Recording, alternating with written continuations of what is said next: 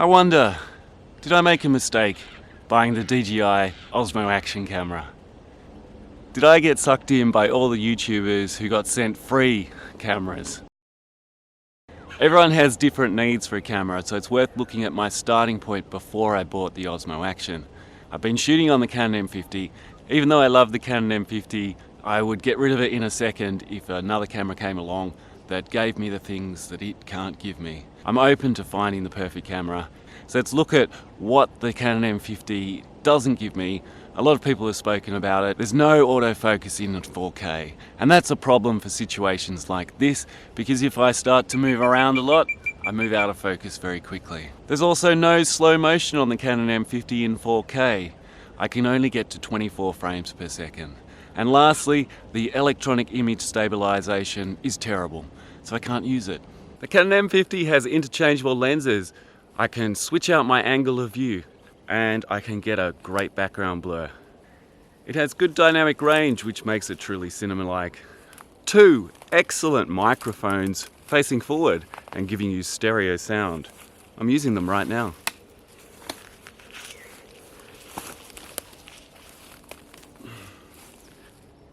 You have the ability to control settings with the Canon M50. There's a lot of things you can change. You can adjust the sharpness and the picture profiles. Ever since I got the Canon M50, I wondered what camera is going to dethrone it in its class. And in my mind, I created the perfect camera. My perfect camera is very much like the Canon M50. It has a front-facing screen. It has interchangeable lenses where I can get a good background blur. It shoots in 4K. It does slow motion in 4K. It is stabilized and is in a small body. It's also waterproof to 11 meters. I think you know where I'm going. Maybe I've just found my perfect camera. I think you know what I'm talking about. There is no perfect camera in 2019, but you can combine 2 fantastic cameras to get cinema quality. Here's how it looks when you're backlit with the Canon M50 and the Osmo Action. Let's make that a little bit more extreme. How does that look with the Osmo Action? How does it look with the Canon M50? I'm going to put the Osmo Action camera up against one of my favorite lenses on the Canon M50, the 7.5mm 7 Artisans lens, which is fisheye in 1080p, but a wide angle when you're shooting in 4K. Notice how the framing is different, even with this wide angle lens on the Canon M50 versus the native Osmo Action. Let's head somewhere where we can put this combination to a real test.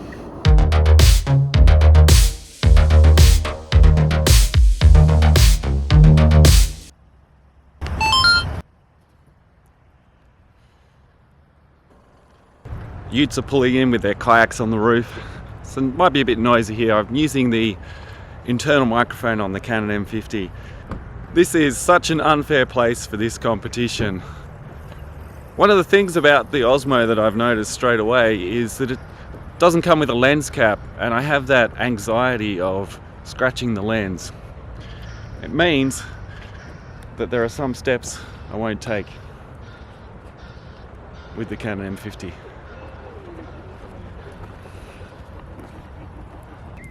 I don't want to take the Canon M50 over this line, and that's where the Osmo Action comes in. When I'm walking, I have rock steady on the Osmo Action, but we'll walk behind. You're gonna walk behind, you'll be in the shot. Oh, you're in the shot then? Oh, that's no good then. It's perfect. Oh, we were definitely getting ahead, sorry. Just like you. But didn't laugh at that. She didn't get that one. Yeah. I didn't get your it's perfect. Just to eliminate that bit. As I was saying, when I'm walking, I use rock steady on for the Osmo Action. And with the Canon M50, I think I hold a pretty steady line, and the wide angle means there's a lot less shake than if it was a different lens. But how do you think it compares, the rock steady versus handheld, no stabilization on the Canon M50? But when I'm shooting with a tripod, I'll leave HDR on the Osmo Action. And how does it compare with the Canon M50's dynamic range?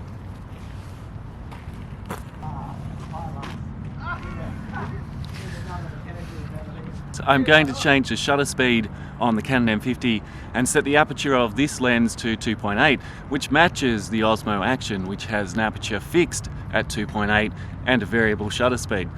First, I'm going to put my aperture to 2.8, and then I'm going to adjust my exposure using the shutter speed on the Canon M50. Yeah, I know it does.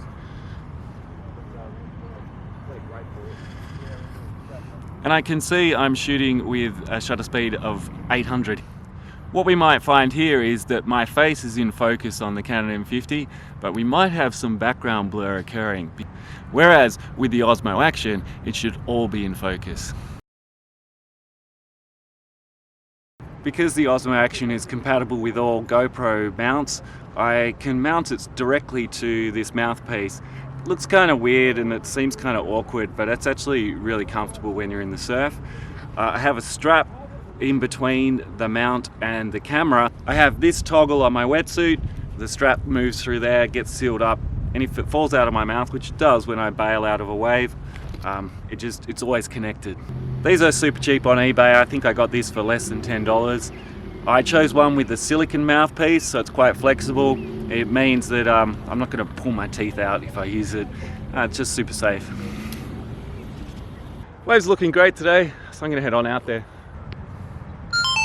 There's one main reason why I bought this camera. I run a surf company and slow motion footage is critical. Of all the features in the Osmo Action, I'm most looking forward to slow motion. This is the first time this camera's going in the ocean. I think after this, I'll just be throwing it around. It's best to watch this footage on a monitor. It might look okay on a smartphone, but on a monitor, well, it speaks for itself. Over the next few minutes, you're going to see me move through denial. I can't bear the thought that this camera produces such poor quality slow motion. And it's not something I discover for a little while. Here I am, in blissful denial. Oh my goodness, that was fantastic. Best surf I've had this year here in Perth. I love that when you're out in the surf you can make adjustments to the camera and you don't have a case on it, so you can quickly see what settings you've got. I did notice a fault with it though. With so much water around, it was triggering the back of the screen, so it was changing settings as I was out there. A spot metering sign kept coming up on the screen, and I shot mostly in 240 frames per second. I really wanted to test 240 frames per second, but I also wanted to test 4K at 60 frames per second. Unfortunately, I couldn't switch between the two. When I clicked on the side button here, which changes from slow motion to video, to time-lapse and all that sort of stuff, I clicked on the button, but because there was water on the screen, I couldn't flick across to back to video. I would have loved to try out rock steady 4K 60 frames per second as I'm traveling through a barrel. Unfortunately, I have to leave that until another day. Even with those problems, I was super impressed with the Osmo Action in the surf, because you can just turn it on when you need to turn it on and it will start filming. Sometimes you are waiting for waves for a long time and you'll go over the top of a crest of a wave and you can see a huge wave behind it, and you want to be able to switch on your camera and record as quickly as possible. I found that function to be amazing. And as for the other problems, well, look, we all make mistakes. And I've made a mistake today. It's the first day of winter. I got up, I put on my jumper. It's going to be 25 degrees here in Perth today. And while I'm wearing my jumper, others are wearing singlets and t-shirts. Oops. I'm recording at the moment using my Zoom H1 and I've plugged it into a lapel mic. I brought you along to the State of the Art Festival in WA. It's not somewhere I would normally bring my camera, and the fact that this camera is so small means, hey, I brought it along. I've told you about a lot of faults with the Osmo Action. The slow motion video quality for me is a real killer. It's something I really wanted. Other people have mentioned the lag on the screen. I haven't found that to be an issue yet. But in both cases, I have faith in DJI. I started this video talking about a perfect camera. The Osmo Action gives me hope because it's made by DJI, who are known as much to be a software company as a hardware company. We can expect updates to this camera in the coming weeks and months. I think if they move to the 265 codec, the slow motion will be improved massively. Whereas with a Canon M50, well, it is what it is. We can't expect anything new out of Canon when it comes to the M50. Was I fooled by YouTubers? Was I fooled by the hype surrounding the Osmo Action camera? I can only think I probably have been. When I look back at that footage shot in 240 frames per second, it blows my mind how bad it is. I did actually shoot some 4K footage that day in the surf, so let's compare 240 frames per second at supposedly 1080p against 4K.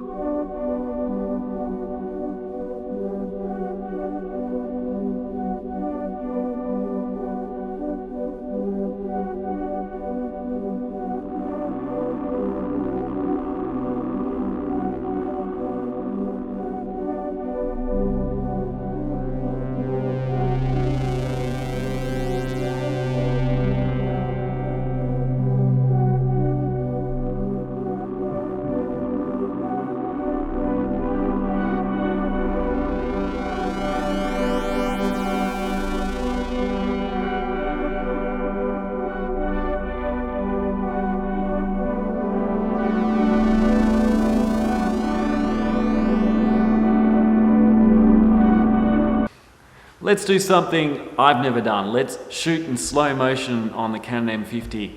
I've never done it because it shoots in 720, but I have a suspicion that the footage in slow motion shot in 720 will be better than the Osmo Action shot in 1080p.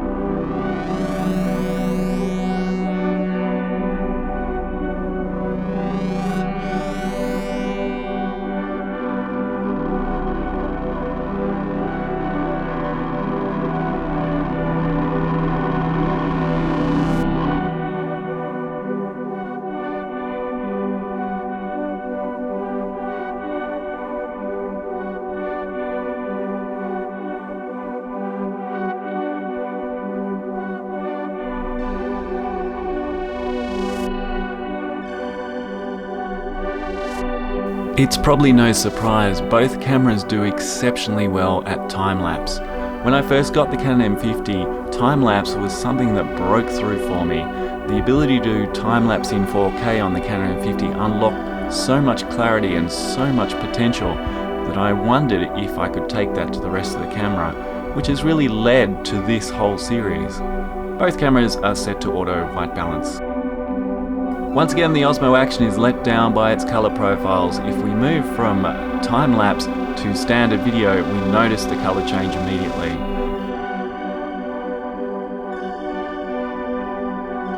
Up until now, I've used a different color profile on the Canon M50 compared with the Osmo Action because I wanted to show the separation between the two cameras. But now I've made the change. I'm now shooting with a more similar color profile on the Canon M50. We can smoothly blend the footage between these two cameras.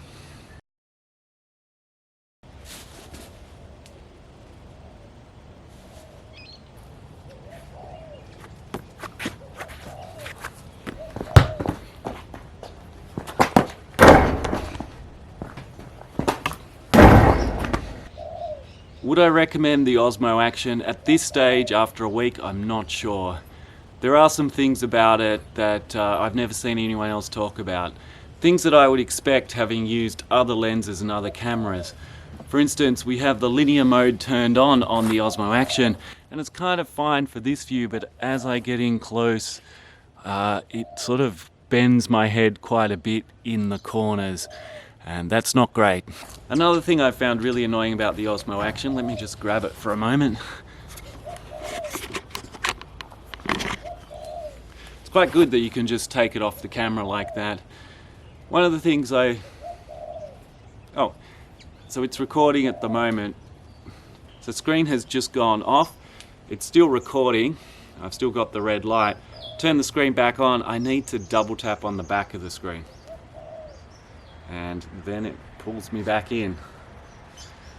Don't know how I feel about that. I guess I can just change some settings to say don't put the screen to sleep so early. Oh my goodness, I do not look like that. See what else we can do with it. What about straight on? It's supposed to be in D-warp mode. Oh, hang on. It's messing with me. That's insane. It is very close to my face, but there are times when you might wish to talk to camera like this. My goodness, look how long and thin my face is. At the moment I'm recording with the front screen. Let's say I want to switch my view. So instead of talking directly to the camera, I want to spin it around and show you what I'm looking at. If I want to do that, I can't get the screen to activate on the back. You can't do that with this camera without stopping and starting recording again. To me, that's a bit of a problem. I think that really diminishes the value of this camera, because I can think of so many times when either I'm talking to camera and I want to spin it around and show the view. The other reason is maybe just a habit of mine, which is that I like to be able to turn the camera on, look at the back of the screen, and then spin it around and then potentially put it on the front screen. So I might start with a broader view of the environment, film that, turn the camera around and film myself. And you can't do that with this camera without stopping recording and starting again. I tested this more. If you press record and then long press the quick switch button, it asks you to restart recording. I say, don't show this again. Just fix it.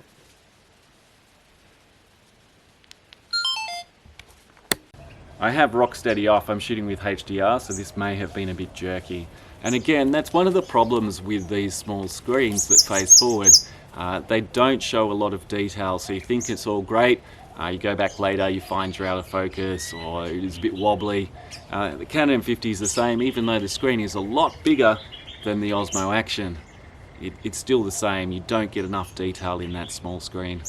Being able to easily take the Osmo Action off the Canon M50 means that you could get true multi-camera shots. Now that I'm shooting with two angles, if I'm interviewing someone and they're using their hands a lot, then I can use that second camera to grab the hands and keep that main focus on the head and the shoulders. This is what it looks like when we've got two angles to cut between. And sometimes you want these two angles because you might be capturing something more in the wider screen that you can't see in just this close-up of the heads and the shoulders. Let's talk about the cage. You would have noticed that the camera sits quite a long way above the Canon M50, and that's because there's no screw hole in the bottom of the camera. So in order to mount it onto the hot shoe of the Canon M50, I've got a hot shoe mount here, which is screwed on pretty tight, into a pretty typical GoPro mount with a screw on the base. Now this doesn't come with the Osmo Action, this is a separate item. And the case itself takes up a fair bit of space. Now I thought that this would be really annoying when I first came up with it, and I thought, oh, I'll just try it for a little bit, and if I don't like it, I'll switch to maybe a hot shoe adapter that goes straight to a GoPro mount. Don't know if such things exist, but I thought, yeah, I could probably get away with that sitting over the camera. Having said that, I don't see this as a big issue. It's a little bit more space, but it wasn't as annoying as I thought it would be. It's kind of one of those things where it doesn't look right and you think, oh, that's kind of wrong. But when you try it out, it's kind of fine for me. Hey, maybe it's different for you. One of the great things about using the internal microphones is they pick up all the ambient sound. I've got some birds chirping up in a tree over there, and if I was using a Rode mic or a directional mic, it's only going to pick up my voice. I really like the fact that these stereo mics pick up that ambient noise.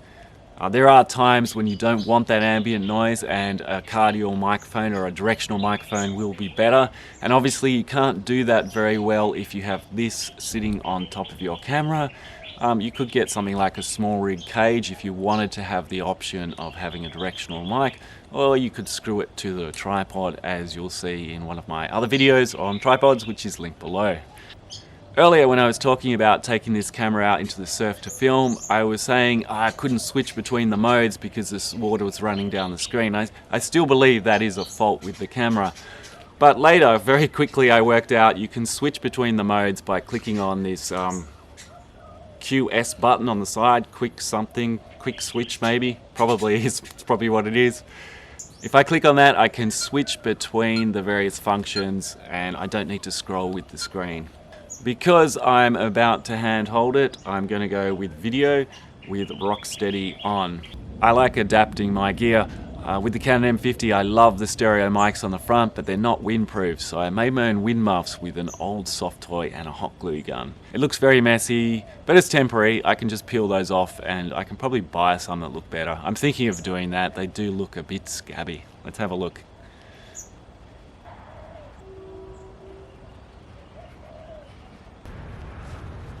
You've probably noticed that I've changed my mind a bunch of times about the Osmo Action. I'm about to do that again. Thing is, I wanted to take you on this journey as I learnt more about the camera rather than just show you a fully packaged example of what it's like to have this camera. Because that ignores that you go through a journey of understanding your gear over time. It's not something that happens immediately, and it's not something that's transferred from one YouTuber to you. You need to experience these tools. I've returned to the surf and I want to check out the ability to switch quickly between modes and compare rocksteady 4K with 1080p slow motion. I also want to compare the slow motion in the Canon M50. What's the difference between 4K in the Osmo Action and 1080p in the Canon M50?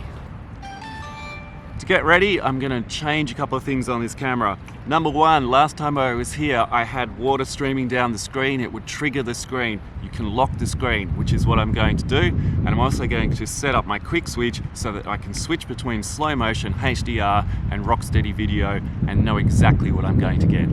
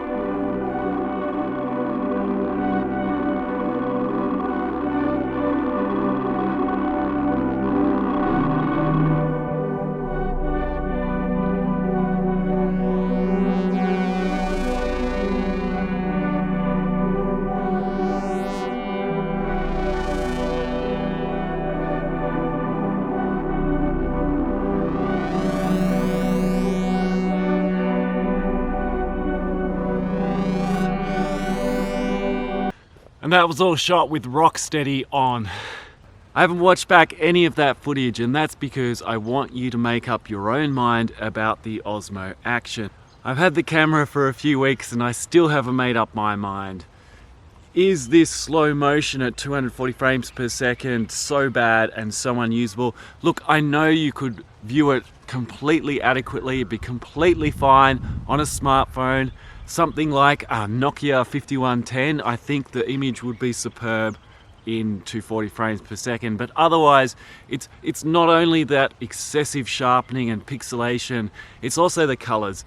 The first time I went to the beach, the colors were the most beautiful colors I have ever seen at that beach, and yet in 240 frames per second the colors were just abysmal, terrible.